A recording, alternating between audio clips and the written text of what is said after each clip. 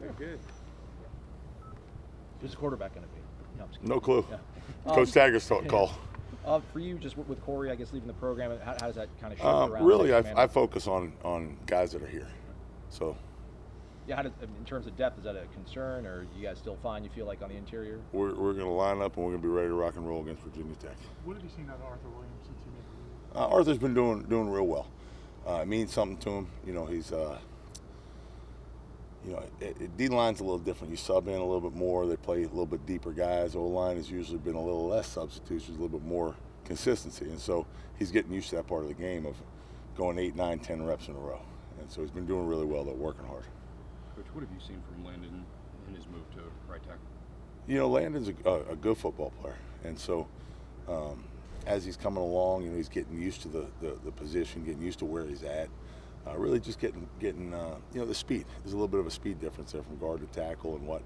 But usually once you learn that when you move back inside or eventually as he goes and plays down the line next year and the year after, it usually slows the game down. So he's been able to adjust to the speed of the defensive ends and the athletic ability pretty well. Coach, after the first spring practice or two, what was your initial thought on the offensive line and how much work you had to do? I don't really ever see that. It's the same everywhere.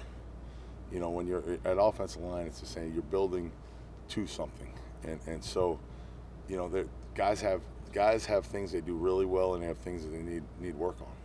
And it doesn't matter who the player is, whether it's Taylor Lewan in the NFL, or that's Juwan Williams here. There's things he's got to work on, and that's what you practice for. That's what you are, and as you go.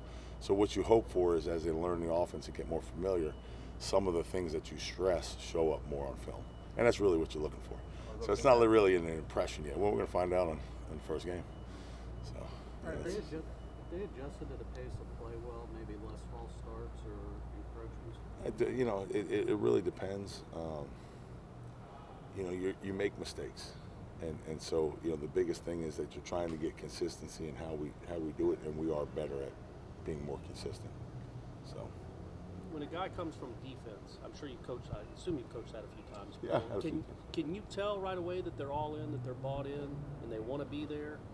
Well, yeah. I mean, usually when guys come over, they're coming over because they want to play more. They want to have a bigger role, or they feel that it's a better long-term move.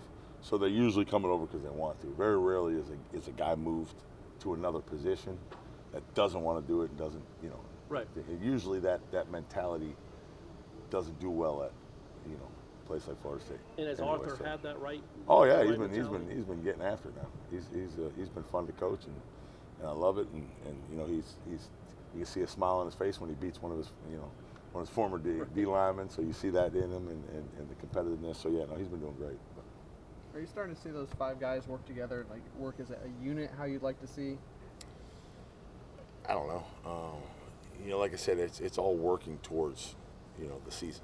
And so really the first test that we get, we get a little bit in the scrimmage, but those are still controlled environments. Those are still, where, certain things, we're attacking certain situations, or we're trying to teach them certain lessons. So until you get out there in an uncontrolled environment, that's when we really find out, hey, are we on par? Where are we? And then how do we get better? And it's always about trying to get better. We should play our best game, and it should be the last game if we build this thing correctly. Coach, having a guy like Alec back, healthy, ready to go, leadership on the line, I mean, how nice is that? Well, for everybody, and not just Alec, but for everybody, you want to see him. But this part of camp, when you're in the third week, you're getting ready, that transition part, now is when you're really building and you're starting to see, some of that endurance and that toughness and that discipline and some of those things. So really, that's where we are this week. We're starting to see us transform from, really the camp, to the season. And so it's a work in progress, because, I haven't been with these guys for a long time. So every day is a new day for me. Every day is a new, I don't have a long history, 2-3 years, but knowing that, hey, on this day, and usually this dude, right after fan day, his family comes up and he's missing his mom. I don't have that history. So, you know, for me, I'm learning with these guys as we go, and they're learning with me as we go. And so it's, you know, that's the whole goal, is to come together, and it's all about the players. It's about those guys developing and having the best 12 days they can have, starting with day one against Virginia Tech. Baveon Johnson said you gave him his first offer when you got to Indiana. What did you kind of see in him as a high school sophomore? You know, well, I coached his coach at the time, Ricky Barnum at the University of Michigan. Ricky's a great guy. I really trust him and love him. And so Ricky actually was the one that called me and said, "Hey, Coach, when you guys come down here, I got this guy who got a chance." What was ironic about it is I believe he had an FSU tattoo on his arm.